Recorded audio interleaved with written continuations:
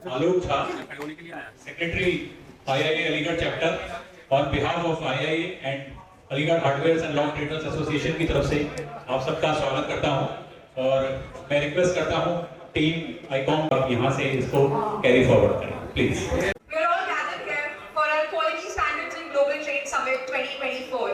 I would like to thank you all to come here and join us in this summit. We have a tagline called From Local to Global, Empowering Your Export Journey, presented by Ecom and in association with Indian Industries Association and Aligarh Hardware and Locks Traders Association. I'd like to call Mr. Vishal from Ecom, Managing Partner, over to stage. मैं थोड़ा सा Ecom के बारे में बताना चाहूँगा पहले कि हम लोग कौन हैं, हम क्या करते हैं और हमारा रोल क्या है इस इंडस्ट्री के लिए। तो अगर मैं इंडस्ट्री की बात करता हूँ डोर फिटिंग्स की, तो करंट मार्केट साइज जो हमारी इंडस्ट्री का है दैट इज 85,000 करोड़ 2023। और अगर इस मार्केट का आप एक्सपेंशन देखें तो 2032 तक ये 14,700 करोड़ तक बढ़ने वाला है। तो इस अगर हम देखते हैं जो यूसीओस हमारे आए हैं इससे क्या इम्पैक्ट हुआ है, तो आप सबने देखा होगा रिसेंटली की जो इंपोर्ट्स थे चाइना के, जो कि पहले अराउंड 40 to 50% हुआ करते थे, उस पे कहीं ना कहीं थोड़ा सा कर्व लगा, ठीक है। और हमारे कर्व लगने की वजह से जो हमारी डोमेस्टिक मार्केट है उसको काफी हेल्पिंग हैंड मिला। इस हेल्पिंग हैंड के साथ साथ ही इंडियन मैन्युफैक्चरर्स के लिए बहुत सारी नई अपॉर्चुनिटीज खुलती है। अपॉर्चुनिटीज कैसे खुलती हैं? स्टैंडर्डाइजेशन होता है प्रोडक्ट्स का, प्रोडक्ट का स्टैंडर्डाइजेशन होने से मार्केट खुलती है, बिग ब्रांड्स आपको अप्रोच करते हैं, आपका प्रोडक्ट मार्केट में ज्यादा बिकने लगता है। Parallelly you get the opportunities to export your product to the new market. तो ये एक अपॉर्चुनिटी है और हमें अभी ही क्यों ये एक्ट करना चाहिए, ये हमारे लिए बहुत सही समय है। गवर्नमेंट हमारे लिए बहुत कुछ कर रही है, एज अ डोमेस्टिक मैन्युफैक्चरर्स के लिए हमारे पास बहुत कुछ कर रही है, स्टैंडर्डाइज करने के लिए हमें कई टूल्स दे रही है, ठीक है। ब्यूरो ऑफ इंडियन स्टैंडर्ड्स हमारी इतनी सपोर्ट कर रहा है, एक्सपोर्ट काउंसिल जो है हमें एक्सपोर्ट्स में काफी सपोर्ट कर रही है। तो ये मैं कह सकता हूँ हमारे देश के लिए बहुत अच्छा समय है जिससे हम एक्सपोर्ट्स प्लस अपने स्टैंडर्डाइजेशन को काफी आगे बढ़ा सकते हैं। भारत में जो गवर्नमेंट बॉडी स्टैंडर्ड्स बनाती है एंड जो इंप्लीमेंट करवाती है that is bureau of Indian standards and उधर से हमारे बीच में है mister Vikrant, director and head BIS Noida branch. Thank you sir for joining us. तो ये बीआईएस की ड्यूटी भी है कि जितने भी मैन्युफैक्चरर्स हैं उन लोगों को जागरूक भी किया जाए, क्योंकि इन्फोर्समेंट के टाइम पे अगर कोई हमें कंप्लेन करता है कि इस तरह की एक्टिविटी कहीं पे इलीगली हो रही है, क्योंकि after quality control order nobody can manufacture store and sell without ISI mark, तो फिर उस पर प्रॉब्लम क्रिएट होती है। जितना जल्दी हो सके आप अपने आप को स्टैंडर्ड में लेके आ जाइए। Then we have Mr. Harshit Kumar Jain, Deputy Director, Scientist C from BIS. Thank you for joining us here. कोशिश कर रहा है ताकि उनको कम से कम प्रॉब्लम आए। अब इसमें जितने भी प्रोडक्ट्स हैं, आपके डोर फिटिंग्स ही नहीं, जितने भी इंडिया में जितने भी प्रोडक्ट्स मैंडेटरी है वो सारी लिस्ट इसमें है। पर्टिकुलर आपकी अगर डोर हैंडल और फिटिंग्स की मैं बात करूँ तो आप इसमें कंट्रोल एफ करके यहाँ पे जैसे डालते ही आपके यहाँ पे सारे यूजेस आ जाएंगे। देखेंगे तो राइट हैंड साइड में वहाँ पे एक डाउनलोड का ऑप्शन है डॉक्यूमेंट, ये है गैजेट नोटिफिकेशन जो भारत सरकार ने निकाला है कि ये प्रोडक्ट मैंडेटरी हो गया है, आपको गैस लाइसेंस लिए बिना आप अपने मैन्युफैक्चर नहीं कर सकते प्रोडक्ट का।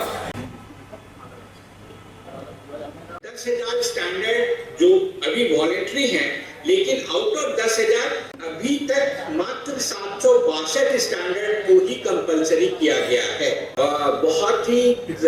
बहुत फास्ट स्कोप है क्वालिटी कंट्रोल ऑर्डर इंप्लीमेंट करने का, और इसका सबसे अधिक फायदा ये है कि एक तो सब स्टैंडर्ड इंपोर्ट जो बाहर से आ रही है वो रुकती है, दूसरा हमारे ओन मैन्युफैक्चरर्स उनमें क्वालिटी प्रोडक्ट मैन्युफैक्चर करने की क्षमता आती है, क्योंकि ये जब कंपलसरी जिस दिन से ये इफेक्टिव होता है यूसीओ, उस दिन से कोई भी बिना बीआईएस मार्क के, बिना आईएसआई मार्क के कोई भी अपना प्रोडक्ट बना नहीं सकता, उसको सेल नहीं कर सकता, उसको स्टॉक भी नहीं कर सकता।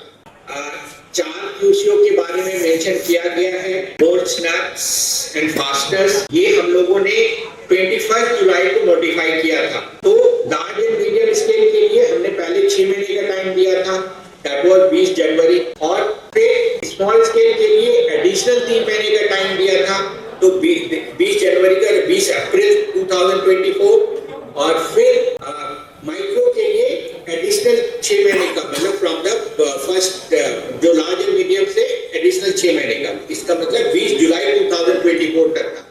आप लोगों में से कितने मैन्युफैक्चरर्स हैं जिनको लगता है आपको आपके प्रोडक्ट्स इंटरनेशनल मार्केट में सेल होने चाहिए? कितना लगता है?